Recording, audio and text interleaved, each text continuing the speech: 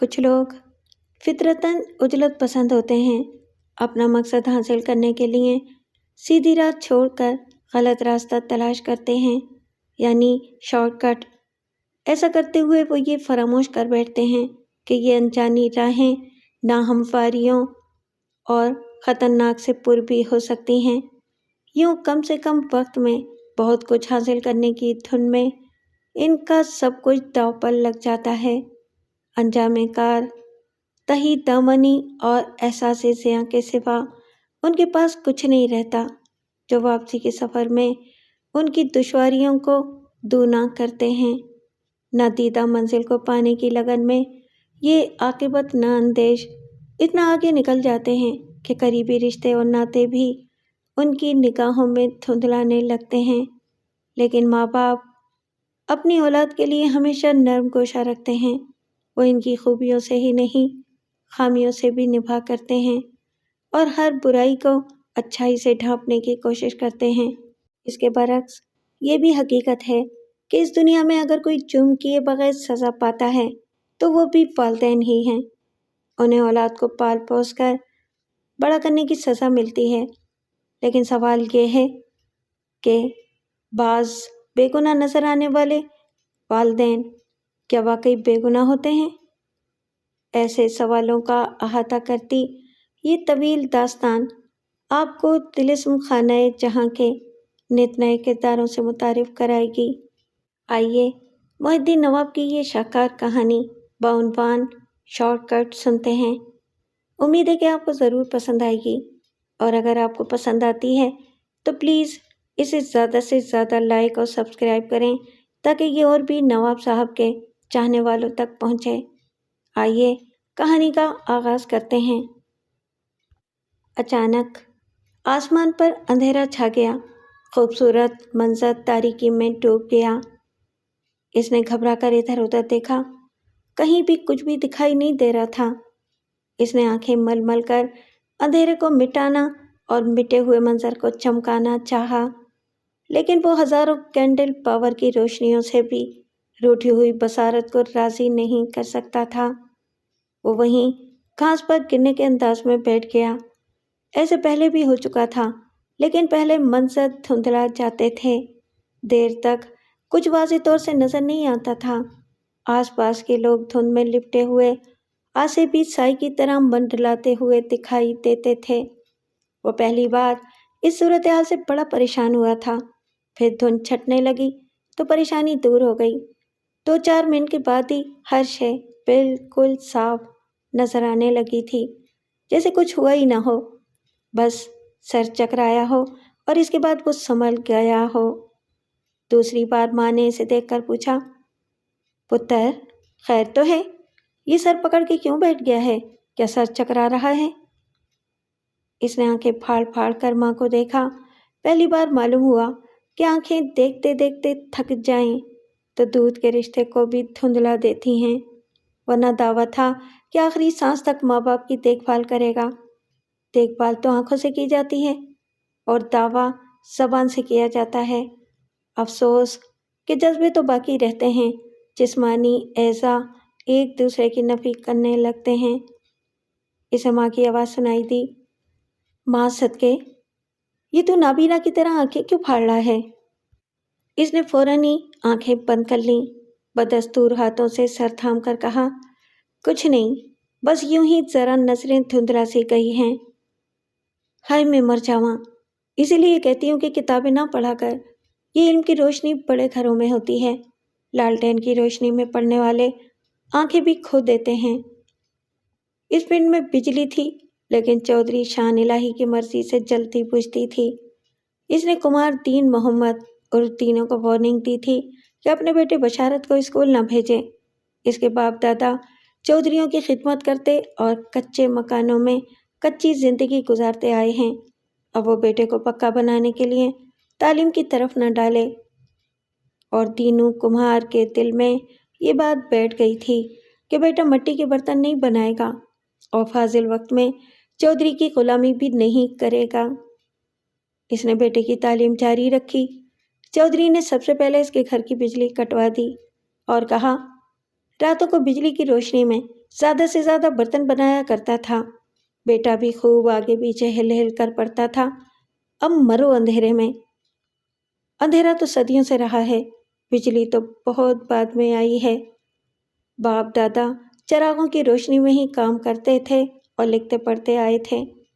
کہتے ہیں کہ اگلے زمانے کے لوگوں کی بینائی حیرت انگیز طور پر بہت اچھی تیز ہوتی تھی۔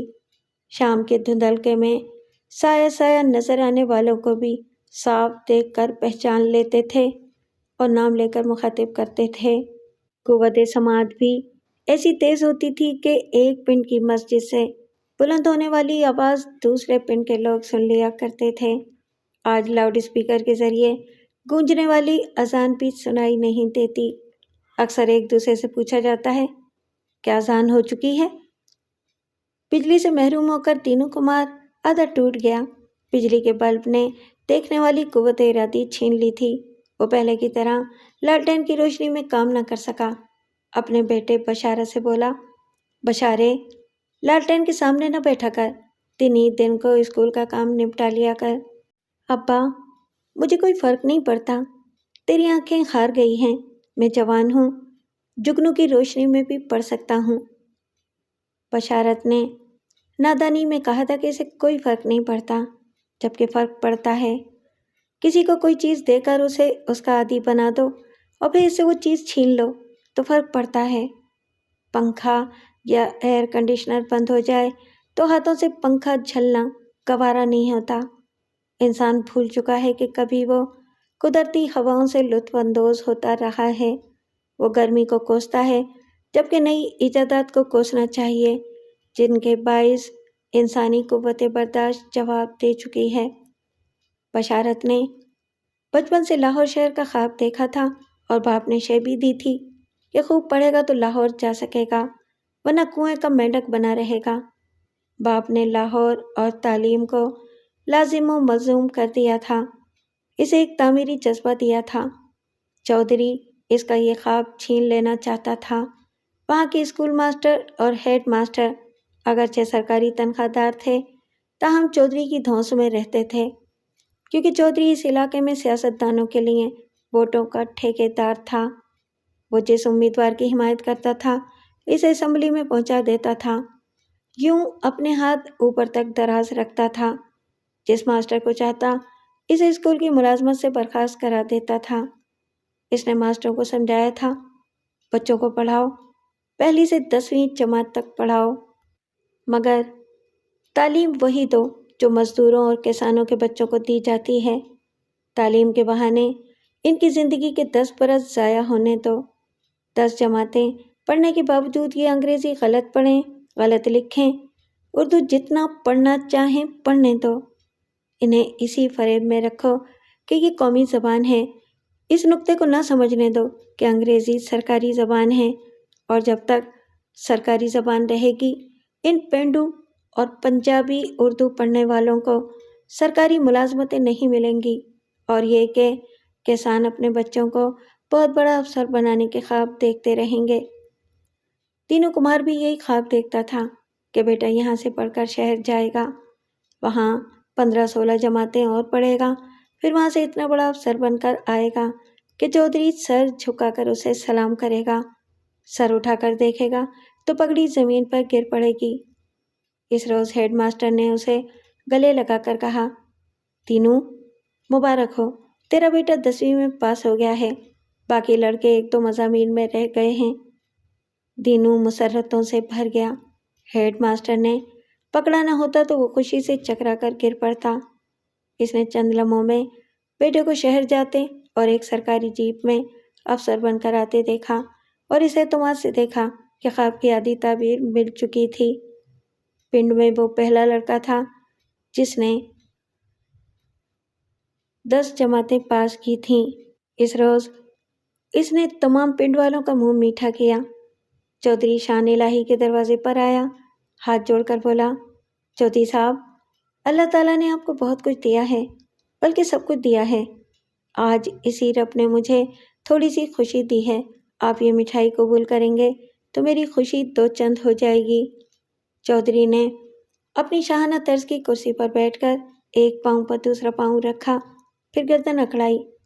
اس کے بعد کہا، مٹھائی قبول کر سکتا ہوں، پہلے یہ تو بتا بیٹا پڑھ لکھ کر اب کیا کرے گا؟ جناب عالی، اسے شہر بھیجوں گا، وہ جماعتوں پر جماعتیں پڑھے گا اور آپ کی دعا سے کسی قابل ہو جائے گا۔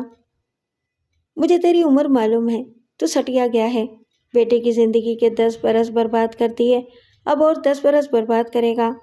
وہ بوڑھا ہو جائے گا، پھر بھی اسے کہیں ملازمت نہیں ملے گی، صرف دھکے ملیں گے۔ اگر پنڈ والوں کے مقدر میں کسی قابل ہو جانا لکھا ہوتا تو آج یہاں کوئی نظر نہ آتا، سب اپنی قابلیت بگھارنے شہروں میں جا کر بس جاتے۔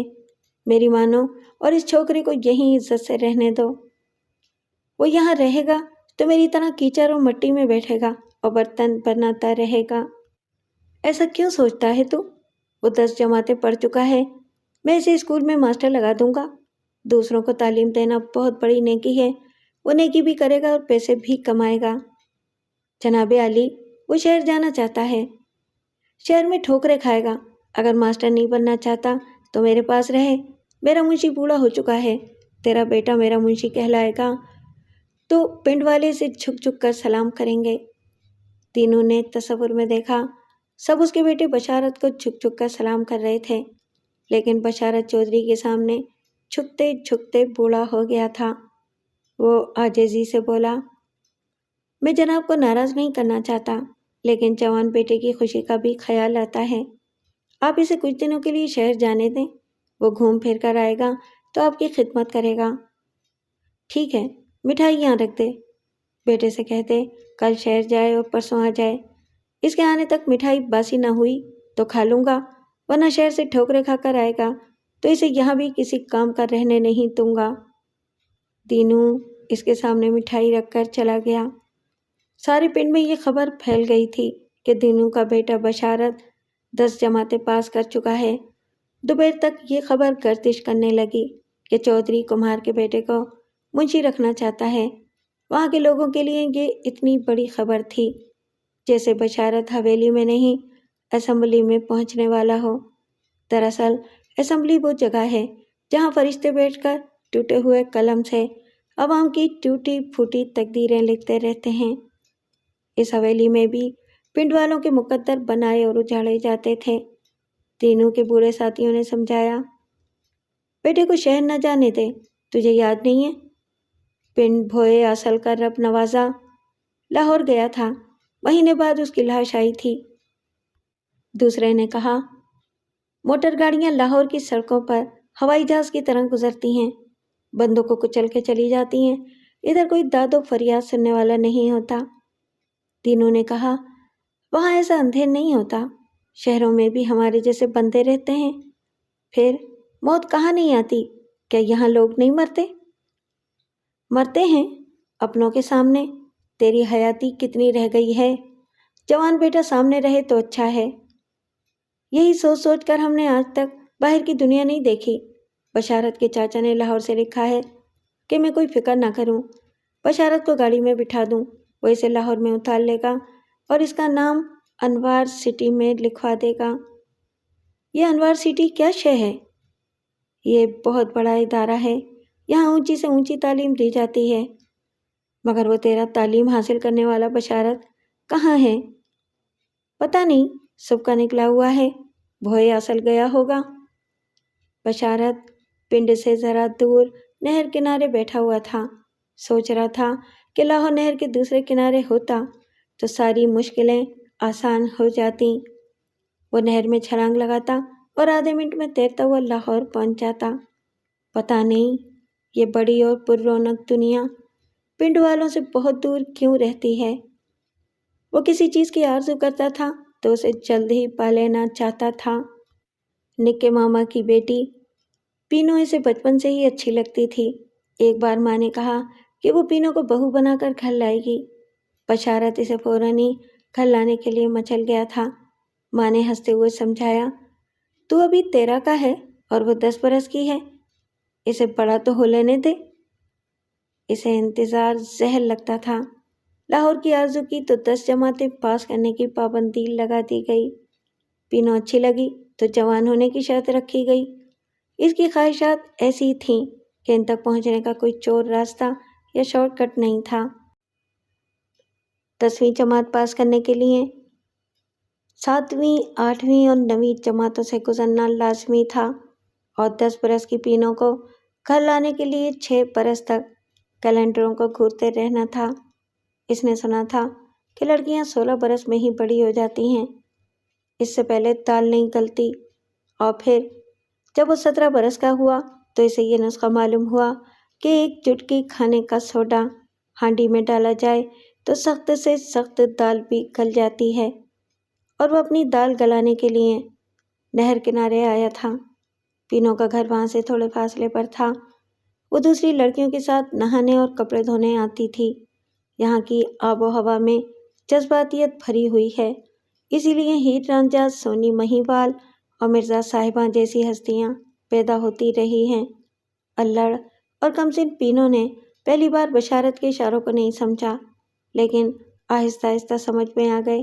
دوسرے دن وہ سہیلیوں سے کترا کر اس کے پاس آئی، آنکھیں دکھا کر بولی، یہ تو کیا اشارے کرتا رہتا ہے؟ اس نے پوچھا، کیا میرا اشارہ تیری سمجھ میں نہیں آیا؟ سمجھ میں آتا تو پوچھتی کیوں؟ تو ایسے نہ آتی، میں نے اشارہ کیا تو پوچھنے کے بہانے چلی آئی۔ اشارہ سمجھ میں نہ آئے تب بھی کام ہو جاتا ہے۔ اسکول میں پڑھتا ہے نا، کتابوں والی باتیں کرتا ہے، ایسی باتیں میری سمجھ میں نہیں آتی، میں جا رہی ہوں۔ جائے گی تو پھر اشارے کروں گا۔ کیا دیوانہ ہوا ہے؟ میری ہمجولیاں کیا سوچیں گی؟ یعنی اشارے اس حد تک تیری سمجھ میں آ گئے ہیں کہ انہیں کوئی اور نہ دیکھے، یہ اوروں کے لیے نہیں، صرف تیرے لیے ہیں۔ اس سے جواب نہ بن پڑا اور وہ جانے لگی۔ بشارت نے اس کا ہاتھ پکڑ لیا۔ وہ آنکھیں دکھا کر بولی، یہ کیا حرکت ہے؟ اس نے کلائی چھڑانے کی کوشش کی۔ وہ کوئی نازک نار نہیں تھی، اس کے گورے گورے ہاتھ کھیتوں میں ترانتی چلاتے تھے، اس کی انگلیاں اتنی مضبوط تھیں کہ بھینسوں کا دودھ دھوتی تھیں۔ ایک بار باپ نے اسے تمانچہ مارا۔ ماں نے کہا، تجھے شرم نہیں آتی؟ بیٹی 14 برس کی ہو گئی ہے اور تو اس پر ہاتھ اٹھاتا ہے۔ باپ نے ماں کی نہیں سنی، دوسرا تمانچہ مارنا چاہا تو پینوں نے ہاتھ پکڑ لیا۔ وہ غصے سے بھر گیا، ہاتھ چھڑانا چاہا تو ناکام رہا۔ زور لگایا، ہاتھ کو ادھر ادھر جھٹکے دیے، اس کے بعد ہانپنے لگا۔ پینوں نے ہاتھ چھوڑ کر کہا، لے ابے، مار لے، تو باپ ہے نا، باپ ہی رہے گا۔ باپ نے کچھ پریشان ہو کر، کچھ شرمسار ہو کر بیٹی کو دیکھا اور پھر منہ پھیر کر چلا گیا۔ بشارت کی مٹھی میں ایسی پینوں کی کلائی تھی، وہ بکھر جاتی تو چھڑا لیتی، مگر بکھر رہی تھی۔ بشارت نے کلائی چھوڑ دی، پھر بھی وہ سحر زدہ سی رہی، ایسی ظالم گرفت تھی کہ گوری کلائی سرخ انگاروں کی طرح دہک رہی تھی۔ وہ بولا، میں تیری باں تھام کر تجھے چوڑیاں پہنانے کا حقدار ہو گیا ہوں، کل اسی وقت چوڑیاں لے کر آؤں گا۔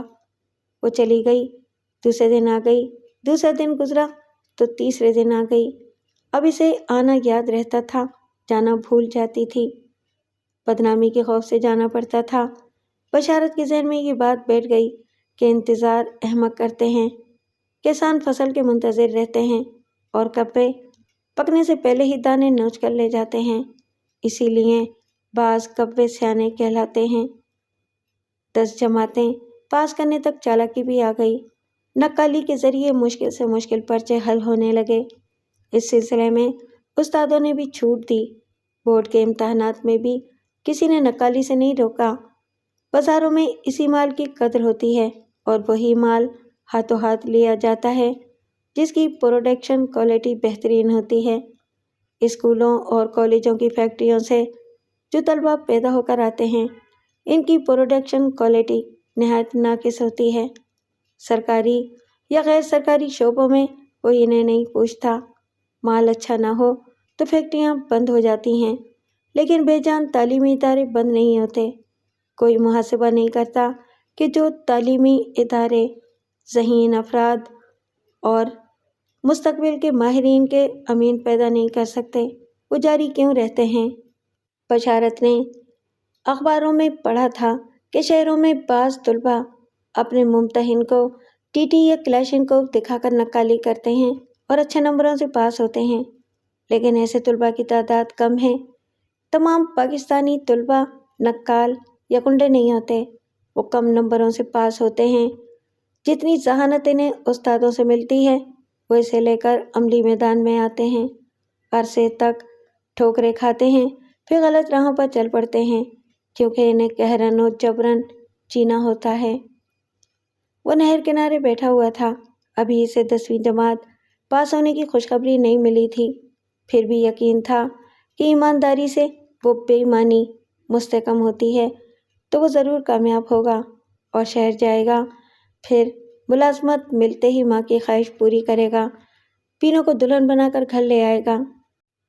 وہ نہر کنارے بیٹھا ایک ایک کنکر اٹھا کر پانی میں پھینک رہا تھا اور اس پہلو سے سوچ رہا تھا کہ جتنی تیزی سے پینو کو حاصل کیا اور انتظار کی روایت ختم کر دی، اسی طرح کیسے شارٹ کٹ چل کر یا کسی چور دروازے سے گزر کر فوراً ملازمت حاصل کر سکتا ہے۔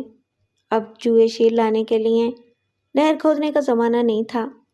اس نے یہ بات دل پر لکھ لی تھی کہ جو آج نہیں پاتا اور کل کے انتظار میں جیتا ہے، اس کی زندگی میں آج کا دن کبھی نہیں آتا اور کل کا دن نہ کسی کی زندگی میں آیا ہے اور نہ آئے گا۔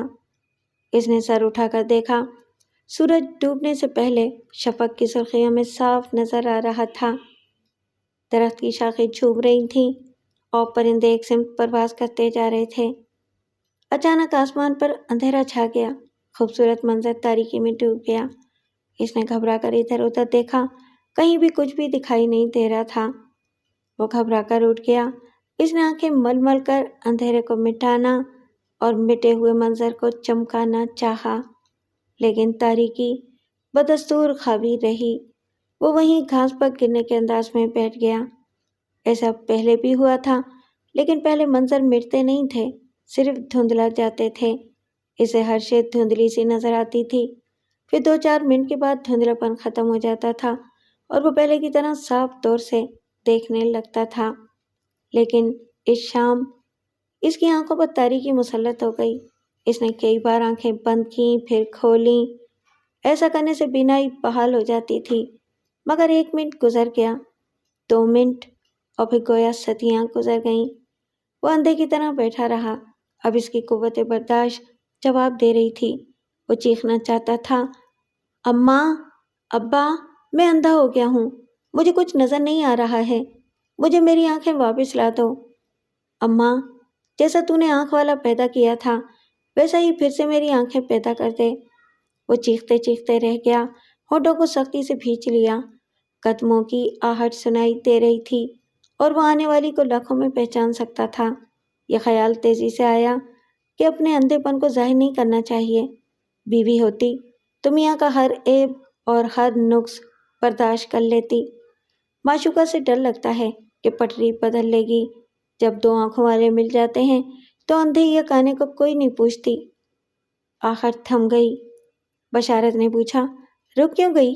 آجا پینو۔ وہ پاس آتے ہوئے بولی، ہائے ربا، تو نے پلٹ کر بھی نہیں دیکھا، پھر کیسے پہچان لیا؟ وہ آہٹ سے سمجھ رہا تھا کہ وہ روبرو آ گئی ہے۔ پینو، میں تجھے دل کی آنکھوں سے دیکھتا ہوں، گہری تاریکیوں میں بھی تیری خوشبو پا کر تجھے پہچان سکتا ہوں۔ بشارت نے دل برداشتہ ہو کر آنکھیں بند کر لیں، سر کو جھکا لیا۔ وہ بولی، کیا بات ہے؟ تو کچھ ٹوٹا ہوا سا لگ رہا ہے۔ میں سوچ رہا ہوں تو مجھے کیوں چاہتی ہے، مجھ میں کیا دیکھ کر میرے پاس آتی ہے؟ یہ تو میں نے کئی بار سوچا، پر سمجھ میں نہیں آیا کہ تو کیوں اچھا لگتا ہے۔ اگر میں اندھا ہو جاؤں تو کیسا لگوں گا؟ اندھے ہوں تیرے دشمن۔ سورج ڈوب رہا ہے، ایسے وقت دل ڈوبنے والی باتیں نہ کر۔ وہ سر جھکائے خاموش رہا۔ جی میں آیا کہ آنکھیں کھول کر دیکھے، شاید دکھائی دے اور آنے والی کا دیدار ہو جائے، لیکن حوصلہ نہ ہوا۔ وہ بولی، یہ تو نے آنکھیں کیوں بند کی ہیں؟ سر بھی نہیں اٹھا رہا، بات کیا ہے؟ کچھ نہیں، بس یوں ہی۔ کیا مجھ سے ناراض ہے؟ ایسی کوئی بات نہیں ہے۔ پھر مجھے دیکھتا کیوں نہیں؟ کیا مجھ سے بیزار ہو گیا ہے؟ تو بس ایسی ہی الٹی سیدھے باتیں سوچتی ہے، میں تجھے دیکھنے کے لیے ہی یہاں آتا ہوں۔ تو پھر میری قسم ہے، آنکھیں کھول اور مجھے دیکھ۔ میں آخری بار کہہ رہی ہوں، نہیں تو میں واپس چلی جاؤں گی۔ اس نے بے اختیار آنکھیں کھول کر کہا۔ نہیں۔ وہ آگے کہتے کہتے رک گیا۔ آنکھیں کھولتے ہی پینو صاف طور پر نظر آ گئی۔ اس کے پیچھے سورج ڈوب چکا تھا۔ دن کی آخری روشنی دم توڑ رہی تھی۔ اتنی کم روشنی میں اسے زیادہ نظر آ رہا تھا۔ اس نے اسے چھو کر پھر پکڑ کر جھنجھوڑتے ہوئے خوشی سے کہا، میں تجھے دیکھ سکتا ہوں، تجھے دیکھ رہا ہوں۔ تو نے سلیٹی رنگ کا سوٹ پہنا ہے اور تیرے گلے میں سفید موتیوں کی مالا ہے۔ وہ اسے جگہ جگہ سے چھو رہا تھا، پکڑ رہا تھا، یقین کر رہا تھا کہ بینائی بحال ہو گئی ہے۔ پینو نے حیرانی سے پوچھا، تجھے کیا ہو گیا ہے؟ ایسے کہہ رہا ہے جیسے پہلی بار مجھے دیکھ رہا ہے۔ بھائی، اس میں اتنا زیادہ خوش ہونے کی کیا بات ہے؟ ابھی بیٹھے بیٹھے میں خواب سا دیکھ رہا تھا کہ میں اندھا ہو گیا ہوں، تجھے دیکھ نہیں سکتا۔ تو نے آنکھیں بند کر رکھی تھی، پھر دیکھتا کیسے؟ تیری آنکھیں تو میں نے کھلوائی ہیں۔ تو کچھ پاگل سا ہو گیا ہے، پاس ہونے کی خوشی برداشت نہیں کر رہا ہے۔ پاس ہونے کی خوشی؟ انجان کیوں بن رہا ہے؟ سارے پنڈ والوں کو معلوم ہو گیا ہے کہ تو نے 10ویں جماعتیں پاس کر لی ہیں اور چودھری کے پاس منشی لگنے والا ہے۔ یہ کیا بکواس ہے؟ خوشی بھی سناتی ہے اور غصہ بھی دلاتی ہے۔ میں مر جاؤں گا مگر چودھری کی غلامی نہیں کروں گا۔ چل نہ کر، پاس ہونے کی خوشی تو منا لے۔ اس نے ہاتھ پکڑ کر کھینچ لیا تو خوشیاں منانے لگا۔ سب سے بڑی خوشی یہ تھی کہ آنکھوں کی روشنی سلامت تھی۔ عارضی تاریکی نے مسلط ہو کر تشویش میں مبتلا کر دیا تھا، اور دوسری خوشی پاس ہونے کی تھی۔ اچانک پینو نے چیخ ماری۔ بشارت نے پھرتی سے پلٹ کر دیکھا۔ پینو کا باپ اور چودھری کے 2 حواری کھڑے ہوئے تھے۔ ایک حواری نے اس کی گردن پر گنڈاسا رکھتے ہوئے کہا، تو نکے کا ہونے والا داماد نہ ہوتا تو ابھی تیری گردن اتار دیتا۔ باپ نے بیٹی کا ہاتھ پکڑ کر کھینچتے ہوئے کہا، دوسری بار میری بیٹی سے ملے گا تو میں ہونے والا رشتہ توڑ دوں گا۔ وہ گنڈاسے کو اپنی گردن سے ہٹاتے ہوئے اٹھ کر بولا، نکے ماما، میں 10 جماعتیں پاس کر چکا ہوں، کل ہی اماں کو تمہارے گھر بھیجوں گا۔ تیری ماں دوپہر کو آئی تھی، شادی کی تاریخ مانگ رہی تھی۔ میں نے صاف کہہ دیا ہے کہ تو چودھری کی نوکری کرے گا تو میں بیٹی دوں گا۔ یہ تو کوئی شرط نہ ہوئی ماما۔ یہی پہلی اور آخری شرط ہے۔ میں 30 برس سے چودھری کی خدمت کر رہا ہوں۔ وہ تجھے بھی منشی کی ملازمت دے کر تیری عزت بڑھا رہا ہے۔ تو عزت کو ٹھکرا کر ذلت اٹھانے شہر جائے گا تو میں تیرے ساتھ اپنی بیٹی کو ذلیل ہونے نہیں بھیجوں گا۔ پھر وہ ذرا نرم پڑتے ہوئے بولا، ارے بدبخت، ذرا عقل سے کام لے۔ گھر میں عزت و نوکری مل رہی ہے، تو باہر جا کر ٹھوکریں کھانے کی کیا ضرورت ہے؟ تیری ماں بہت سمجھدار ہے، وہ نہیں چاہتی کہ تو اس کی نظروں سے دور جائے۔ تیرا باپ الہی الٹی کھوپڑی کا آدمی ہے، تجھے بھی الٹا سبق پڑھا رہا ہے۔ سبق الٹا ہو یا سیدھا، باپ پڑھا رہا ہے، اس لیے ایک سعادت مند بیٹے کو پڑھنا اور اس پر عمل کرنا چاہیے۔ تو باپ کا فرما بردار ہے اور میں چودھری کا تابع دار ہوں۔ چودھری کا حکم ٹھکرائے گا تو تم لوگوں سے رہا سہا رشتہ بھی توڑ دوں گا۔ وہ پینو کو کھینچ کر لے جانے لگا۔ بشارت نے پیچھے سے آواز دیتے ہوئے کہا، ماما، مجھے اپنی زندگی اپنے ڈھنگ سے گزارنے دے۔ میں وعدہ کرتا ہوں کہ تیری بیٹی کو ہمیشہ خوش رکھوں گا۔ ایک حواری نے اسے دھکا دیا۔ اس نے اچانک ایک ہاتھ سے گنڈاسے کو پکڑا، دوسرا ہاتھ اس کے منہ پر مارا۔ وہ ذرا لڑکھڑایا۔ بشارت نے ایک جھٹکے سے گنڈاسا چھین لیا۔ دوسرا حواری نہتا تھا، وہ بھاگ کر ذرا دور جا کر کھڑا ہو گیا۔ ایک تو بشارت کا کثرتی بدن تھا، پہاڑ جیسا قد تھا، اس پر ہاتھ میں گنڈاسا آ گیا تھا۔ دونوں حواری سہم کر دور ہو گئے تھے۔ نکے ماما نے غصے سے پوچھا، اوئے بشارے، کیا گنڈا گردی کرے گا؟ نہیں ماما، میں سمجھا رہا ہوں، یہ مجھ پر ہاتھ چلا رہے تھے اس لیے ہاتھ دکھا رہا ہوں۔ آئندہ چودھری کے کتے بھونکنے آئیں گے تو زندہ واپس نہیں جائیں گے۔ اچھا، یہ گنڈاسا واپس کر دے۔ اس نے پینو کو گنڈاسا دیتے ہوئے کہا، اسے اپنے ساتھ لے جا، گھر پہنچ کر دے دینا۔ ایک بات پوچھتا ہوں، کیا تو بھی ماما کی طرح یہی چاہتی ہے کہ میں شہر نہ جاؤں، یہیں زندگی گزاروں؟ وہ بولی، ابا ٹھیک کہتا ہے، جب یہاں عزت کی نوکری مل رہی ہے तो अपना घर अपनी ज़मीन छोड़कर जाना सरासर नादानी है। वो सोचती हुई नज़रों से इसे देखने लगा। निक्के ने कहा, किताबें पढ़ लेने से अकल नहीं आती। मेरी बेटी तुझसे ज़्यादा समझदार है। अरे ये क्या, तू किसी बच्चे से भी पूछेगा तो वो भी यही कहेगा। इसीलिए मैंने तुम्हारी बेटी से पूछा है। हमारे पुरखों से ये कौल चला आ रहा है कि औरतों और बच्चों की अकल से फैसले न किया करो।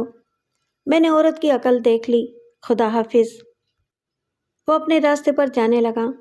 हवारी ने कहा, ला पीनो, मेरा गंडासा दे, मैं अपनी बेइज्जती का बदला लूँगा। पीनो ने गंडासे को मजबूती से थाम लिया। हमला करने के अंदाज में तनकर खड़ी हो गई और फिर बोली, खुसरे भी पीछे से हमला नहीं करते। तू कैसा मर्द है? कौन सी इज्जत है तेरी? इज्जत और शान वाला मर्द वो जा रहा है। इसने हथियार और ताकत रखते हुए भी हमारा मुंह देखकर तुझे छोड़ दिया। वो ऊंची आवाज़ में बोल रही थी। बशारत दूर तक उसकी आवाज़ सुनता रहा। वो धीमी आवाज़ में भी हवारी को बातें सुना सकती थी और अपने आशिक की हिमायत में बोल सकती थी, लेकिन वो सुना रही थी कि वो रूठ कर जा रहा है, लेकिन वो इसकी हिमायत में बोल रही है। ये भी प्यार की एक अदा थी कि वो साथ नहीं आई थी, मगर अपनी आवाज़ को दूर तक उसके साथ भेज रही थी।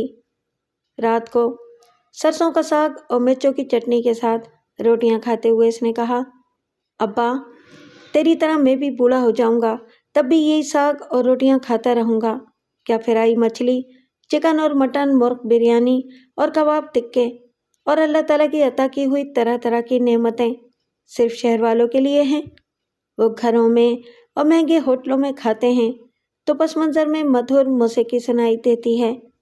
यहाँ रोटियों के पीछे गरीबी और मोहताजी का सन्नाटा रहता है। ज़रा सोचो अब्बा, इनका खाना और कितना लजीज हो जाता होगा जब इसमें मौसीकी, औरतों की रसीली हंसी और बच्चों की मुस्कुराहटें शामिल होती होंगी। हमें तो इन नेमतों से और खूबसूरतियों से एक चुटकी हिस्सा भी नहीं मिलता है। मिलेगा पुत्र, मिलेगा। तो कल ही अल्लाह का नाम लेकर शहर चला जा। माँ ने कहा, कुछ सोच समझ कर बोलो, ये जाएगा तो निक्के अपनी बेटी नहीं देगा। कुछ पाने के लिए कुछ खोना पड़ता है। निक्के बेटी वाला है, इसे सर झुकाकर बोलना चाहिए, लेकिन वो चौधरी की शह पर गरज रहा है। चौधरी को हमसे खुदा वास्ते का बैर है। कम वक्त मेरे बेटे को रोकने के लिए पीनों को चारा बना रहा है। निक्के की मत मारी गई है। बेटी को इस मामले में लाते हुए इसे ज़रा भी शर्म नहीं आ रही। निक्के मामा कभी बड़ा गैरतमंद हुआ करता था। चौधरी की गुलामी करते करते बेगैरत हो गया है। माँ ने कहा, क्यों मेरे भाई को बुरा कह रहे हो? वो नौकर है, जो आका कहेगा वो वही करेगा। इस बेचारे की भी तो मजबूरी समझो। माँ भाई और भतीजी के लिए जज्बाती हो रही थी। पीनों को किसी भी तरह बहू बनाकर लाना चाहती थी। बशारत रात को बिस्तर पर करवटें ले रहा था और सोच रहा था कि मैं भी यही चाहता हूँ कि पीनों दुल्हन बनकर घर में आए। इसने नींद में डूबते डूबते फैसला कर लिया कि अपने अज़ाइम पर कायम रहेगा। शहर लाहौर के नए नज़ारे करेगा। पीनों के नज़ारे तो कर चुका था। नई दुनिया में, नई दिलचस्पियों में और नई आबो ताब में जो कशिश होती है, वो देखी हुई और बढ़ती हुई चीज़ में नहीं होती। पीनों के अंदर से कशिश निकल गई थी। वो दूसरे दिन रस्मी तौर पर इसे बड़ी मोहब्बत से याद करता हुआ ट्रेन में बैठ गया। लाहौर छावनी पर तकरीबन आधी ट्रेन खाली हो जाती है। शहर में दाखिल होते ही हर एक की यही ख्वाहिश होती है कि जल्द से जल्द घर पहुंच जाए। बशारत खिड़की से बाहर गर्दन निकालकर गामी चाचा को ढूंढने लगा। गामी चाचा भी मज़ारीन वाली ज़िंदगी से फरार होकर यहाँ आया था। वो सगा नहीं था, लेकिन उन्होंने इसे इतनी मोहब्बतें दी थीं कि वो सगों से बढ़ गया था। 5 बरस पहले लाहौर आने के लिए उसके पास फूटी कौड़ी भी नहीं थी। दीनू ने अपनी बीवी के कुछ जेवर गिरवी रखकर इसे शहर जाने के लिए रकम दी थी। तब से वो दीनू का मुरीद हो गया था। यही खुतूत में लिख चुका था कि बशारत की फिक्र न करो, जब चाहो भेज दो। बाहर से आने वाले नौकरियों के लिए ठोकरें खाते हैं, लेकिन वो बशारत को दूसरे ही दिन काम से लगा देगा। गामे चाचा पर नज़र पड़ते ही बशारत ने हाथ हिलाया। वो ड्राइवर की वर्दी में था। लपक कर कंपार्टमेंट में आया, इसे गले लगाकर दुआएं देते हुए बोला, कैसा कड़ियल जवान हो गया है, मुझसे भी एक बालिश ऊपर चला गया है। कहाँ है सामान? बशारत ने सामान उठाया, लेकिन गामे ने इससे ज़बरदस्ती छीन लिया। फिर कुली की तरह सामान उठाकर प्लेटफॉर्म पर उतरने लगा। बशारत ने कहा, चाचा, ये अच्छा नहीं लगता कि तू इतनी सफ़ेद बुरशर्ट और पतलून में साहब लग रहा है और ये सामान उठा रहा है। वह हंसते हुए बोला, ये कोई कीमती सूट नहीं है, एक ड्राइवर की वर्दी है। मैं साहब नहीं, मज़दूर हूँ, मज़दूर। ये बशारत के लिए नई और हैरान कुन बात थी कि शहर के मज़दूर ऐसा उजला लिबास पहनते हैं। स्टेशन के बाहर एक कीमती कार खड़ी हुई थी। गामे ने डिक्की खोलकर इसका सामान रखा, फिर इसे बंद करते हुए कहा, औरतें जान दे देती हैं, जेवर कभी नहीं देती। तेरी माँ ने अपने जेवर देकर मुझे ये आज़ाद शहरी ज़िंदगी अता की है। मैं मरते दम तक तुम लोगों के एहसान को नहीं भूलूंगा। वो दोनों गाड़ी की अगली सीटों पर बैठ गए। गामे ने शीशे चढ़ा दिए और एयर कंडीशनर ऑन कर दिया। बाहर की तपती हुई धूप से अंदर आकर यूं लगा जैसे वो जन्नत में पहुंच गया है। वो घूम घूम कर गाड़ी को अंदर से देख रहा था। गामे इसकी हैरानी को समझ रहा था और मुस्कुरा रहा था। वो बोला, चाचा, ये खिड़कियों पर कितने कीमती पर्दे लगे हुए हैं। यहाँ एक कमरे की सजावट का हर सामान है।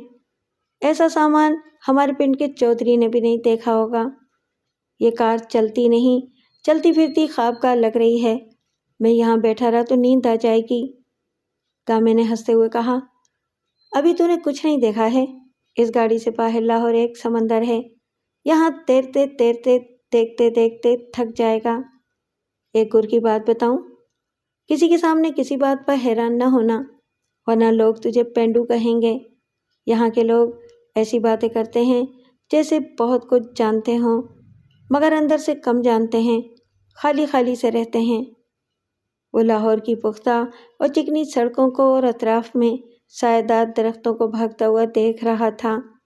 वो जी भरकर देख न सका कि गाड़ी कितनी आगे निकल गई है। वो गोया परिस्तान में आ गया था। फिर रास्ते में कई परियां भी नजर आईं।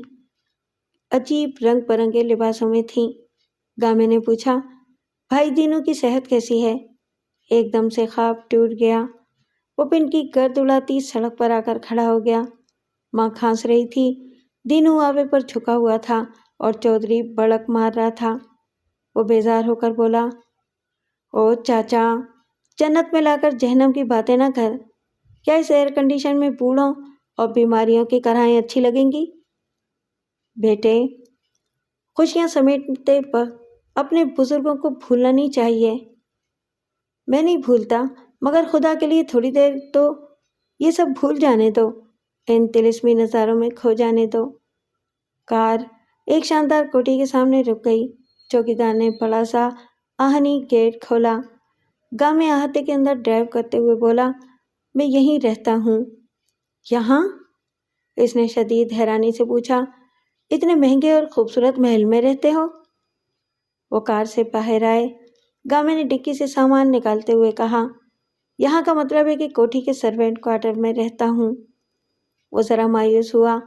सर्वेंट क्वार्टर में पहुंचकर अपनी औकात याद आई। वो मिट्टी के मकान से निकल कर आया था। इस क्वार्टर की छत और चार दीवारी पुख्ता थी। पेडेस्टल और छत के पंखे थे। एक रेडियो और छोटा टीवी भी था और पुराने सोफे भी थे। गामे ने मुस्कुराकर कहा, कोठी में जो सामान पुराना हो जाता है, साहब उसे मेरे हवाले कर देता है।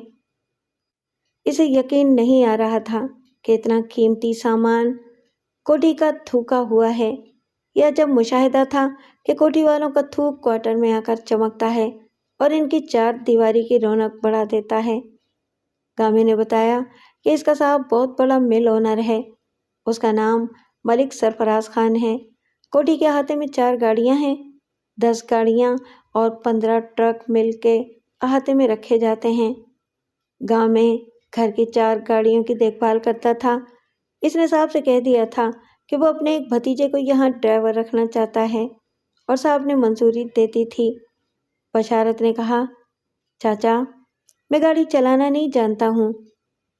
پہلے میں بھی نہیں جانتا تھا، سیکھنے سے سب کچھ حاصل ہوتا ہے۔ بیگم صاحبہ اپنے میکے پنڈی گئی ہوئی ہیں، ایک جوان بیٹا اور 2 بیٹیاں گرمیاں گزارنے کے لیے سوئٹزرلینڈ گئے ہیں۔ صاحب ان کی غیر موجودگی میں بہت کم یہاں آتے ہیں، زیادہ تر میل ہی میں رہتے ہیں۔ وہ سب 1 ماہ سے پہلے یہاں نہیں آئیں گے۔ میں تب تک تجھے پکا ڈرائیور بنا دوں گا۔ بشارت نے غسل کیا، لباس تبدیل کیا، کاما گیراج سے ایک چھوٹی سوزوکی کار لے آیا، پھر بولا، تیرے سیکھنے کے لیے یہ گاڑی مناسب رہے گی، تجھے لاہور بھی دکھاؤں گا اور ڈرائیور بھی سکھاؤں گا۔ چوکیدار نے بڑا سا آہنی گیٹ کھولا، کامے نے اس کے ہاتھ پر 10 روپے رکھ دیے، پھر گاڑی آگے بڑھا دی۔ بشارت نے پوچھا، یہ 10 روپے کیوں دیے؟ رشوت ہے، جب تک تو گاڑی چلانا نہیں سیکھے گا تب تک اسے روز 10 روپے دوں گا۔ بیچاری کی تنخواہ 900 روپے ہے، 6 بچے ہیں اور ایک بیمار بیوی ہے۔ میری طرف سے یہ مدد ملتی رہے گی تو یہ کبھی مالک کو نہیں بتائے گا کہ میں گیراج سے روز گاڑی نکال کر لے جایا کرتا تھا۔ کیا یہاں جتنے نوکر ہیں وہ ایک دوسرے کی چغلی کھاتے ہیں؟ اکثر کوٹھیوں میں ایسا ہوتا ہے، اور بہت سی کوٹھیوں میں نوکروں کے درمیان بڑا اتحاد ہوتا ہے۔ جیسے ہماری کوٹھی کا باورچی ہمیں خوب اچھے اچھے کھانے کھلاتا ہے۔ چاچا، کیا کوٹھی والوں کا جھوٹا کھاتے ہو؟ لعنت ہے جھوٹے کھانے پر۔ تم نہیں جانتے، کوٹھی میں 5 بندے ہوتے ہیں تو 15 بندوں کا کھانا پکایا جاتا ہے، کیونکہ اکثر مہمان آتے رہتے ہیں، اس لیے کھانا بچتا بہت ہے۔ کچھ فریج میں رکھا جاتا ہے، کچھ ہم کھا لیتے ہیں۔ باورچی کی اس مہربانی کے بدلے میں اسے گاڑیوں میں گھماتا پھراتا ہوں، چوکیدار کے بیوی بچوں کو بھی سیر کرا دیتا ہوں۔ صاحب کے ملنے والے مجھے 50 کبھی 100 روپے انعام کے طور پر دیتے ہیں، اور ہر مہینے 1000-1500 روپے اوپر سے مل جاتے ہیں۔ میں باورچی، چوکیدار اور مالی کو 150 دیتا رہتا ہوں۔ ہمارے درمیان بڑا اتحاد ہے، مالک کو ہمارے خلاف کبھی کوئی شکایت نہیں ملتی۔ چاچا، ناراض نہ ہونا، یہ تو مالک سے بے ایمانی ہے، پنڈ میں ایسا تو نہیں ہوتا؟ پنڈ میں کچھ ہوگا تو بے ایمانی ہوگی نا، وہاں 2 گوالے ہیں، دودھ میں پانی ملائیں گے تو بے ایمانی ظاہر ہو جائے گی۔ یہاں ہزاروں گوالے ہیں، وہ دودھ میں پانی کی ملاوٹ چیک کرنے والے افسر کو 1-1 روپیہ بھی دیں تو افسر ہزاروں روپے کما لیتا ہے۔ پتر بشارے، شہر دیکھنے سے پہلے شہر والوں کے رنگ ڈھنگ سمجھو۔ پنڈ والوں کی معصومیت سے جیو گے تو ساری عمر پینڈو کہلاتے رہو گے۔ اس نے مزنگ پہنچ کر ایک بڑے ہوٹل کے سامنے گاڑی روک دی۔ وہاں اور بھی کئی ہوٹل تھے، چرغے، تکے اور کبابوں کی اشتہا انگیز مہک دور تک پھیل رہی تھی۔ لوگ میزوں کے اطراف بیٹھے ہوئے تھے اور اپنی شاندار کاروں میں بھی بیٹھ کر کھا رہے تھے۔ کار رکتے ہی ایک ملازم تولا ہوا آیا۔ کامے نے ایک چرخے اور نان کا آرڈر دیا، پھر ملازم کے جانے کے بعد بولا، یہ لوگ جو میز کرسیوں پر کھا رہے ہیں غریب غربا نہیں ہیں، ان کی جیبوں میں بڑی بڑی رقمیں ہوتی ہیں، لیکن یہ جتنی بھی رقم والے ہوں رکشے ٹیکسیوں میں آتے ہیں، کار میں بیٹھ کر آرڈر دینے اور کھانے کی شان ہی کچھ اور ہوتی ہے۔ کچھ کاروں میں بوڑھی اور جوان عورتیں بھی کھاتی پیتی نظر آ رہی تھیں۔ بشارت نے پوچھا، چاچا، تم نے شادی کیوں نہیں کی؟ کوئی ڈھنگ کی ملی نہیں، میں نے ڈھونڈی بھی نہیں۔ تو بھی یاد رکھ، یہاں زنانیوں کے چکر میں نہ پڑنا، تجھے بیچ کر کھا جائیں گی۔ چاچا، تم تو شہر کے مردوں ہی سے نہیں، عورتوں سے بھی ڈرا رہے ہو، اب یہاں ڈرنے کے لیے کیا رہ گیا ہے؟ میں خوفزدہ نہیں کر رہا ہوں، ہوشیار کر رہا ہوں۔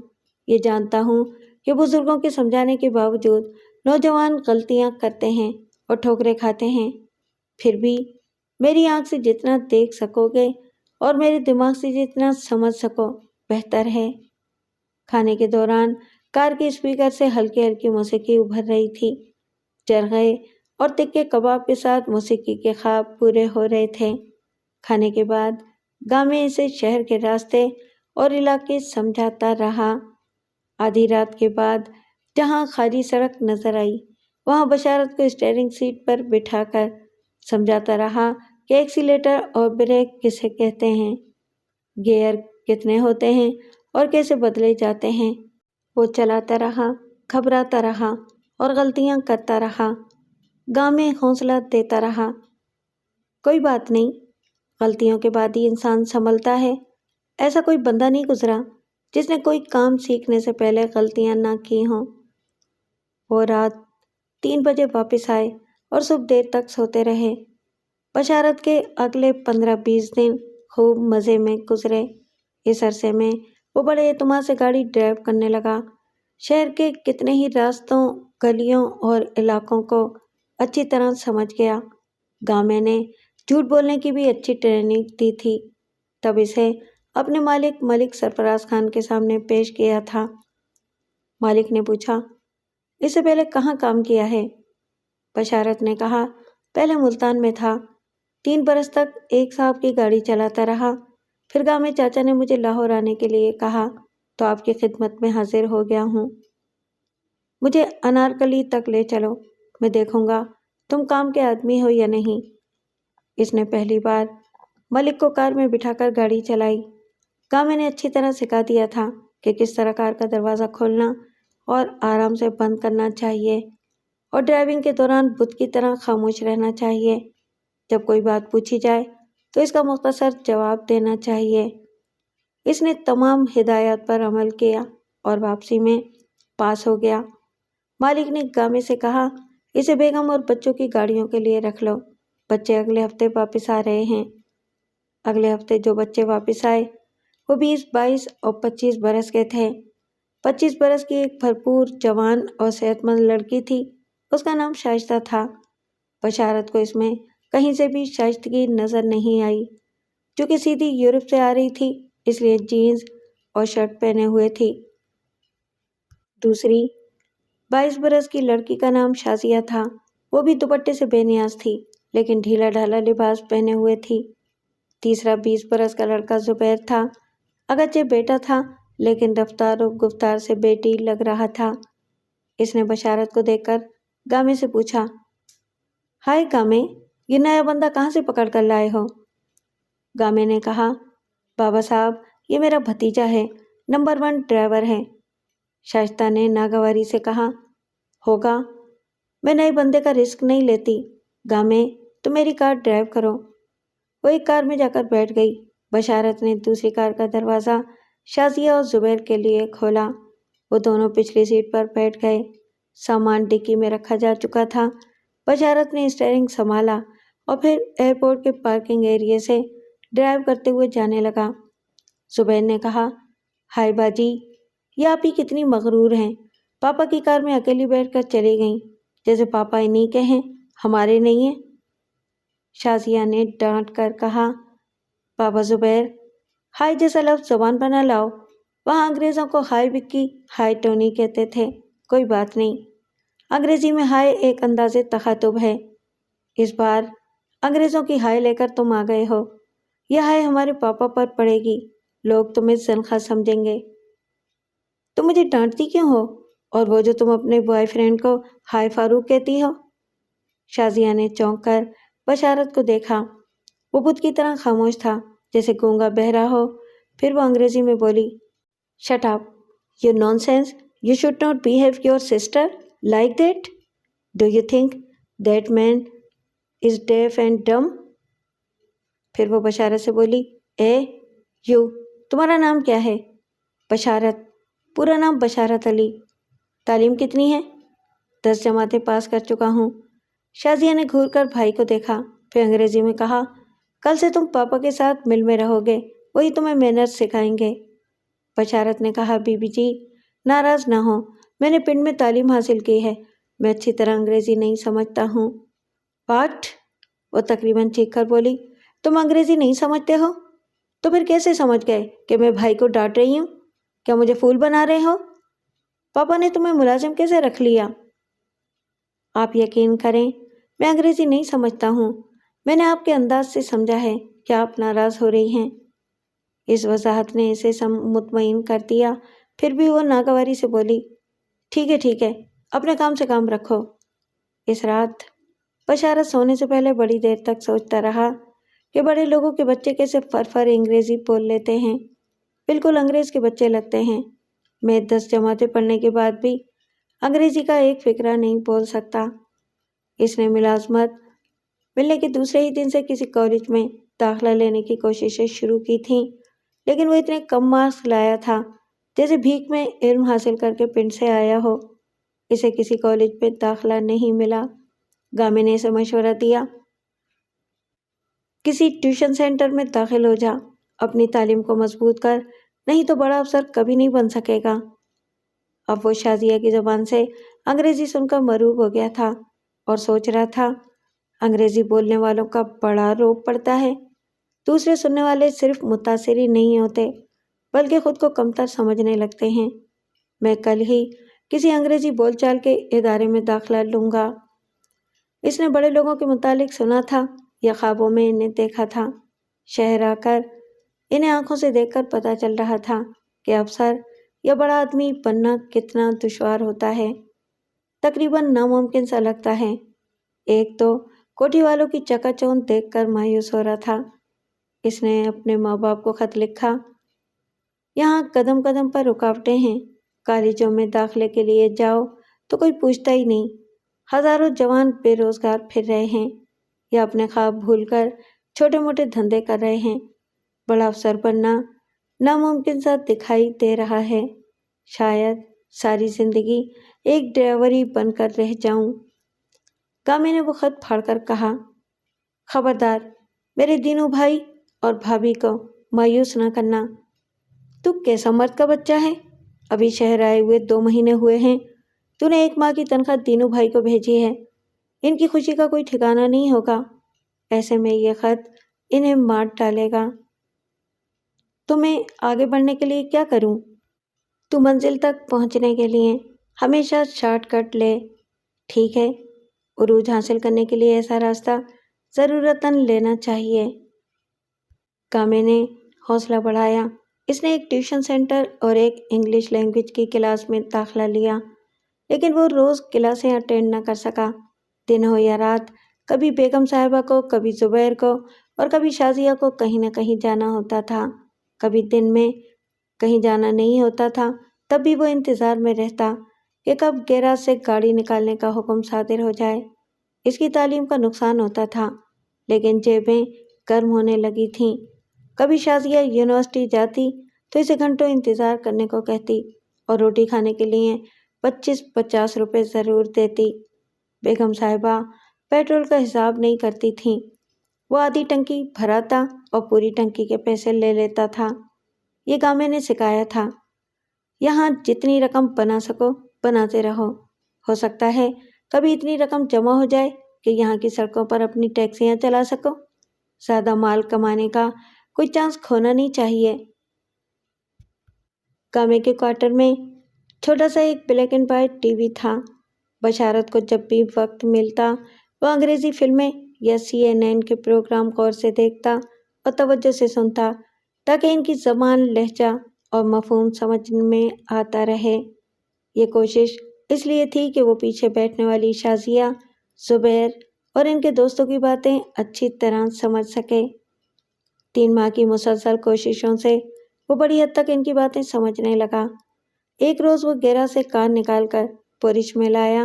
شازیہ یونیورسٹی جانے والی تھی، اس سے پہلے ہی شائستہ آ کر پچھلی سیٹ پر بیٹھ گئی، پھر بولی، چلو۔ وہ ہچکچاتے ہوئے بولا، جی چلتا ہوں، لیکن وہ چھوٹی بی بی؟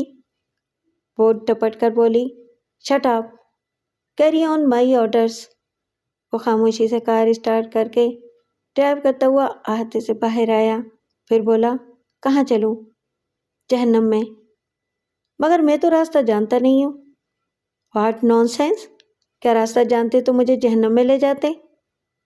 میں نے صرف اتنا کہا ہے کہ جہاں آپ کو جانا ہے وہ راستہ میں نہیں جانتا۔ اچھا، زیادہ نہ بولو، ماڈل ٹاؤن چلو۔ پھر وہ موبائل ٹیلی فون کے ذریعے نمبر ملانے لگی اور اس کے بعد بولی، ہیلو کون؟ دوسری طرف سے کسی نے کچھ کہا۔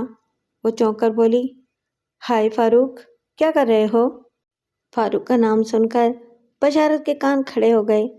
وہ کئی بار شازیہ کو فاروق کے ساتھ کار میں بٹھا کر یونیورسٹی سے کسی پارک یا دوسری تفریح گاہوں میں لے جاتا رہا تھا۔ شائستہ فون پر کہہ رہی تھی، میں راستے میں ہوں، تم تیار رہو، ہم پل جائیں گے۔ آئی لو سوئمنگ، پھر سوئمنگ کے بعد لنچ کریں گے۔ اوکے، میں آ رہی ہوں۔ اس نے فون آف کر دیا۔ بشارت نے اس کے بتائے ہوئے پتے پر ایک معمولی سی کوٹھی کے سامنے کار روک دی اور ہارن بجایا۔ 1 منٹ کے اندر ہی فاروق باہر آیا، پھر بشارت کو دیکھ کر ٹھٹک گیا۔ شائستہ نے دروازہ کھولتے ہوئے انگریزی میں کہا، او کم آن، یہ ایک معمولی نوکر ہے، شازیہ سے ہماری بات کہنے کی جرات نہیں کرے گا۔ فاروق پچھلی سیٹ پر آ کر بیٹھ گیا۔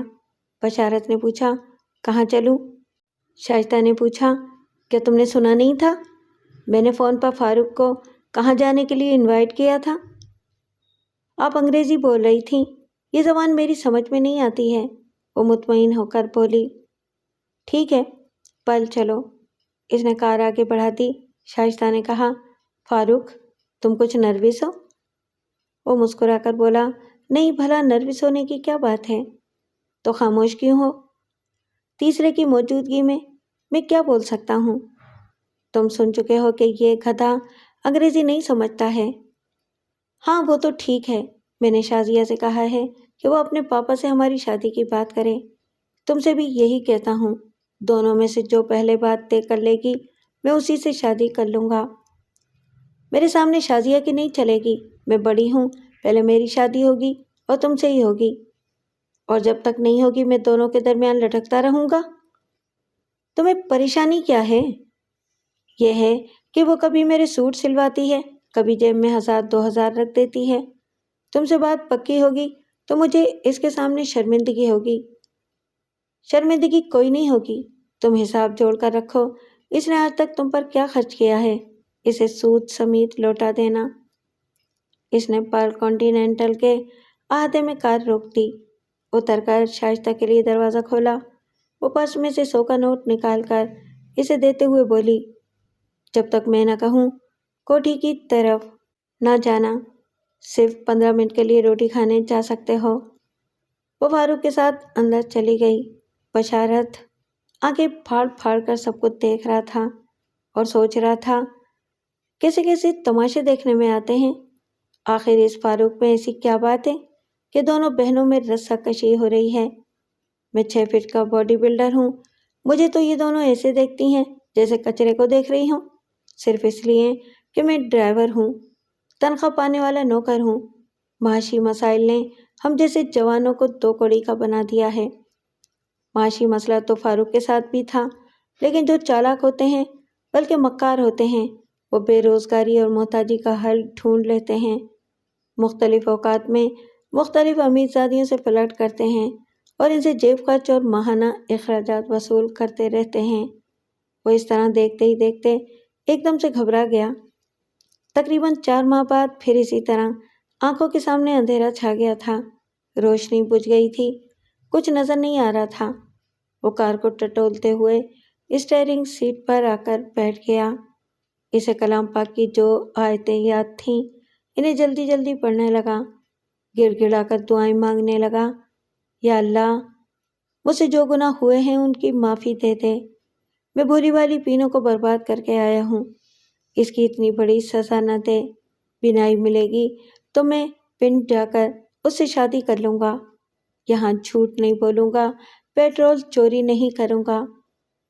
یہ اندیشہ تھا کہ شائستہ ابھی واپس آئے گی اور اس کے اندھوپن کو دیکھے گی تو کیا ہوگا، یہی کہ ہمدردی کرے گی تو زیادہ سے زیادہ اسپتال پہنچا دے گی، لیکن ملازمت چلی جائے گی، دعا قبول ہوگی، اور بینائی پھر واپس آئے گی تو بھی ملازمت واپس نہیں ملے گی۔ جو اچانک ہی اندھا ہو جاتا ہو، اسے گاڑی چلانے کی ذمہ داری کوئی احمق بھی نہیں دے گا۔ ہوٹل کے ملازم نے آ کر کہا، مسٹر، گاڑی پارکنگ میں لے جاؤ، پیچھے آنے والی گاڑی کو جگہ دو۔ اس نے ملازم کی طرف سر نہیں اٹھایا، اٹھاتا تو وہ نظر نہ آتا۔ اس نے پریشان ہو کر کہا، یار میری طبیعت اچانک خراب ہو گئی ہے، میں گاڑی نہیں چلا سکوں گا، خدا کے لیے کسی بندے سے کہو وہ یہ گاڑی کو پارکنگ میں پہنچا دے۔ ملازم کسی کو پکڑ لایا، بشارت سے بولا، ادھر ہو جاؤ، یہ باؤ تمہاری گاڑی وہاں پہنچا دے گا۔ وہ ایک طرف ہٹ گیا۔ کسی شخص نے اسٹیئرنگ سیٹ پر آ کر گاڑی اسٹارٹ کی، پھر اسے ڈرائیو کرتا ہوا کہیں لے جا کر روک دی۔ پارکنگ ایریا میں ہی رکا گیا ہوگا، وہ تو دیکھنے سے معذور تھا۔ اجنبی نے پوچھا، تمہیں کیا تکلیف ہے؟ کسی قریبی ڈاکٹر کے پاس لے چلوں؟ تمہارا شکریہ، ابھی طبیعت سنبھل جائے گی۔ اپنی مالکن کو کوٹھی پہنچا کر ڈاکٹر کے پاس جاؤں گا۔ میں ادھر سامنے والی بوتیک شاپ میں سیلز مین ہوں، اگر پریشانی ہو تو مجھے آواز دینا۔ میرا نام امجد حسین ہے۔ امجد بھائی، تمہارا بے حد شکریہ، ضرورت ہوئی تو ضرور بلاؤں گا۔ بشارت نے دروازہ کھولنے اور اجنبی کے باہر جانے کی آہٹیں سنی، پھر دروازہ بند ہونے کی آواز سنائی تھی۔ جب یقین ہو گیا کہ کار میں اکیلا ہے تو زیر لب کہنے لگا، جل جلالہ و جل شانہ، میرے مالک، تو بڑا جلال والا ہے، تو بڑی شان والا ہے، میری بینائی دے دینا تیرے لیے معمولی سی بات ہے۔ میں اپنی غلطی مانتا ہوں، 6 برس ہو گئے میں نے کلام پاک کو ہاتھ نہیں لگایا، ایک سپارہ نہیں پڑھا۔ اب تاریکی میں عقل آ رہی ہے کہ ہم تیری دی ہوئی بینائی سے کلام پاک کی مقدس آیتوں کو کیوں نہیں دیکھتے اور آنکھوں سے لگا کر کیوں نہیں چومتے؟ ابھی بینائی واپس آ جائے تو میں کوارٹر میں جا کر غسل کروں گا اور کلام پاک کی تلاوت کروں گا۔ انسان کی عجیب فطرت ہے، وہ دوسرے انسان کے ہوتے ہوئے احسان کو بھولے بھٹکے یاد کر لیتا ہے، لیکن اللہ تعالیٰ کے احسانات کو دنیا داری میں یکسر بھول جاتا ہے۔ مصائب کے وقت بھی ماں باپ، بھائی اور دوست کو پکارتا ہے، ان سے مدد مانگتا ہے، لیکن کوئی ایسی مصیبت نازل ہو جائے جو خدا کی قدرت سے ہی دور ہو سکتی ہو، تب خدا یاد آتا ہے۔ وہ نہایت عاجزی سے گڑ گڑا رہا تھا، وعدے کر رہا تھا کہ آئندہ ایک نیک اور عبادت گزار بندہ بن کر رہے گا۔ اس نے دعائیں مانگتے ہوئے ایک ذرا سی آنکھ کھولی تو کچھ نظر آنے لگا۔ خوشی سے دل کی دھڑکن بڑھ گئی، ٹھنڈی ہوا کا جھونکا سا آیا۔ اس نے پوری طرح آنکھیں کھول کر دیکھا، کار کے اندر اور باہر دنیا اپنی پوری آب و تاب کے ساتھ دکھائی دے رہی تھی۔ سب کچھ نظر آتا ہو تو کبھی یہ خیال نہیں آتا کہ یہ دنیا بجھ بھی سکتی ہے۔ وہ تھوڑی دیر پہلے زندہ تھا مگر جیسے قبر کی تاریکی میں تھا۔ نہ جانے نابینا لوگ کس طرح قبر کی سی تاریکیوں میں زندگی گزار دیتے ہیں اور بڑے حوصلوں سے جیتے ہیں۔ وہ تو ذرا سی دیر میں ہی گھبرا گیا تھا۔ اس نے کئی بار سوچا تھا کہ کسی آئی اسپیشلسٹ سے آنکھوں کا معائنہ کرائے گا، لیکن دنیا اتنی صاف نظر آتی تھی کہ پچھلا اندھاپن محض ایک حادثہ یا ڈراؤنا خواب سا لگتا تھا، اور وہ سوچتا تھا کہ آئندہ ایسا نہیں ہوگا۔ ہر گزری ہوئی مصیبت لوٹ کر آنے والی نہیں ہوتی، مگر کسی دن لوٹ بھی آتی ہے۔ لاہور آنے کے بعد یہ مصیبت واپس آئی تھی۔ اب وہ سنجیدگی سے سوچ رہا تھا کہ کسی ڈاکٹر سے رجوع نہ کیا تو کسی دن یہ اندھاپن مستقل ہو جائے گا۔ پھر بڑا آدمی بننا تو دور کی بات ہے، اسے موجودہ ملازمت سے اور اس شہر سے دودھ کی مکھی کی طرح نکل جانا ہوگا۔ شائستہ 3 گھنٹے بعد فاروق کے ساتھ واپس آئی، پھر اسے فاروق کے گھر چلنے کا حکم دیا۔ اس نے حکم کی تعمیل کی۔ فاروق کو اتار کر شائستہ نے کہا، کوٹھی چلو۔ اس نے گاڑی موڑ لی۔ شائستہ نے اس سے پوچھا، تم نے کیا دیکھا؟ وہ بولا، بی بی جی، میں ڈرائیور ہوں، صرف سامنے دیکھتا ہوں، لیکن پیچھے کی باتیں سنتے ہو۔ آپ دونوں تمام وقت انگریزی بولتے رہے، میرا سننا نہ سننا برابر رہا۔ میں تمہیں اپنے مقصد کے لیے ساتھ لائی تھی، وہاں شازیہ دل ملا رہی ہوگی، تم اسے بتاؤ گے کہ میں فاروق کے ساتھ پل آئی تھی؟ بی بی جی، وہ مجھ سے کچھ پوچھتی ہی نہیں ہے، میں خواہ یہ بات کہوں گا تو وہ مجھے غصہ دکھائیں گی۔ یہی میں چاہتی ہوں کہ اسے زیادہ سے زیادہ غصہ آئے۔ کیا آپ کا ان سے جھگڑا چل رہا ہے؟ مجھ سے کوئی سوال نہ کیا کرو، جتنا کہا ہے اتنا ہی کرو۔ پھر اس نے 100 روپے کا ایک نوٹ اس کے سامنے پھینکتے ہوئے کہا، یہ شازیہ کی گالیاں سننے کی فیس ہے۔ کار کوٹھی کے احاطے میں داخل ہوئی، پھر پورچ میں آ کر رک گئی۔ اس نے اتر کر پچھلی سیٹ کا دروازہ کھولا۔ شائستہ ایک شانے بے نیازی سے باہر نکلی، برآمدے کی سیڑھیاں چڑھ کر کوٹھی کے اندر پہنچی۔ ڈرائنگ روم میں ماں سے سامنا ہوا۔ ماں نے پوچھا، چھوٹی بہن کی کال لے جا کر تمہارا کلیجہ ٹھنڈا ہو گیا؟ وہ بولی، مجھے سوئمنگ کے لیے پل جانا ضروری تھا۔ اس سے زیادہ ضروری یونیورسٹی ہے۔ وہ کبھی پڑھائی کا ناغہ نہیں کرتی ہے۔ پڑھائی کا نہیں، بوائے فرینڈ سے ملنے کا ناغہ نہیں کرتی ہے۔ بکواس مت کرو۔ تم اسے بدنام کر کے یا اس کی کوئی چیز چھین کے یا اسے کوئی نقصان پہنچا کر خوش ہوتی ہو۔ تم ایب نارمل ہو۔ میں تمہیں علاج کے لیے کسی ماہر نفسیات کے پاس لے جاؤں گی۔ میں بالکل نارمل ہوں اور مجھے کسی ڈاکٹر کی ضرورت نہیں ہے۔ وہ تیزی سے چلتی ہوئی ڈرائنگ روم سے نکل کر کوریڈور میں آئی، پھر اپنی خوابگاہ میں پہنچی۔ وہاں شازیہ بیٹھی ہوئی تھی۔ شائستہ اسے دیکھ کر ٹھٹک گئی، پھر چیخ کر بولی، میری اجازت کے بغیر میرے بیڈ روم میں کیوں آئی ہو؟ جہاں میں زبردستی پہنچ جاتی ہوں وہاں پہنچنے کی اجازت حاصل نہیں کرتی۔ تمہیں یہ بتانے آئی ہوں کہ فاروق سے مجھے کبھی دلچسپی نہیں رہی۔ میں نے ایک آدھ بار اس کے ساتھ کینٹین میں چائے پی لی تو وہ بڑی بڑی ڈینگیں مارنے لگا ہے۔ تم جھوٹ بولتی ہو، فاروق کو بڑی بڑی رقمیں دیتی ہو۔ میں تمہاری طرح پاگل نہیں ہوں کہ کسی لالچی شخص سے محبت کروں۔ میں ایک ایسے غریب نوجوان سے محبت کرتی ہوں جو بہت ہینڈسم ہے، قداور اور باڈی بلڈر ہے، فاروق کی طرح چوہا نہیں ہے۔ شائستہ اسے گھور کر دیکھتے ہوئے بولی، کون ہے وہ؟ وہ ہے جسے تم کبھی مجھ سے چھین نہیں سکو گی۔ مجھ سے مقابلہ کرنے اور میری کوئی اہم چیز چھین لینے کے لیے تمہارے دماغ میں جو کیڑا کاٹتا رہتا ہے نا، وہ آئندہ بھی کاٹتا ہی رہے گا۔ تم حسد کی آگ میں چلتی رہو گی لیکن میرے اس محبوب کو کبھی چھین نہیں سکو گی۔ وہ اٹھ کر جانے لگی۔ شائستہ نے کہا، میرے سامنے تمہاری اوقات ہی کیا ہے؟ میں معلوم کر کے ہی رہوں گی کہ وہ کمبخت کون ہے۔ شازیہ مسکراتے ہوئے کوریڈور میں آئی، پھر ایک ملازم سے بولی، بشارت سے کہو گاڑی نکالے، میں باہر جاؤں گی۔ شائستہ دروازے کے پاس کھڑی سن رہی تھی اور سوچ رہی تھی، گھر کے ڈرائیور سے کوئی راز چھپا نہیں رہتا۔ بشارت ضرور جانتا ہوگا کہ یہ شازیہ کس سے چھپ کر ملتی ہے۔ بشارت کوارٹر میں آ کر غسل کر رہا تھا۔ ارادہ تھا کہ اللہ تعالیٰ سے کیا ہوا وعدہ پورا کرے گا، نماز کے بعد ایک سپارہ پڑھے گا، لیکن بندوں کی تابع داری فرصت نہیں دیتی۔ کوٹھی سے بلاوا آ گیا کہ شازیہ بی بی باہر جائیں گی، گاڑی نکالو۔ اس نے جلدی سے بدن خشک کیا، لباس پہنا، پھر گاڑی لا کر پورچ میں کھڑی کر دی۔ وہ کوٹھی سے نکل کر آئی اور پچھلی سیٹ پر بیٹھ گئی۔